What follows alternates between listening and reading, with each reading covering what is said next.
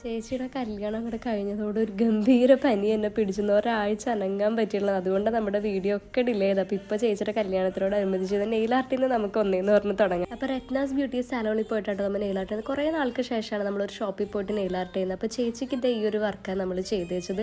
എൻ്റെയും ഇതിന് പകരം ഒരു ക്രോം പൗഡറിൽ ഇതേപോലെ നെയിലിൻ്റെ കളർ വരുന്നതാണ് ചെയ്തിരുന്നത്. ചേച്ചിയുടെ നല്ല രീതിയിൽ ലാസ്റ്റ് ചെയ്ത്. അതുകൊണ്ട് കല്യാണ സമയം വരെ അതിനുശേഷം അവിടെ ചെല്ലേണ്ടി ഒന്ന് റിമൂവ് ചെയ്യാൻ. എൻ്റെ പക്ഷേ പെട്ടെന്ന് ഇത് പൊളിഞ്ഞു പോയതുകൊണ്ട് കല്യാണ ടൈം ആയപ്പോൾ ഞാൻ ഒന്നുകൂടി പോയിട്ട് വേറൊരു കളർ ട്രൈ ചെയ്യും. എൻ്റെ ശ്രദ്ധിച്ചിട്ടുള്ളവർക്കറിയാം എപ്പോഴും സിൽവർ അല്ലെങ്കിൽ നെയിൽ പോളിഷ് ഉണ്ടാവില്ല, അങ്ങേറ്റം പോയ ബ്ലാക്കാണ്. ഞാൻ റെഡൊക്കെ ഉണ്ട് അടിച്ചേക്കണത്.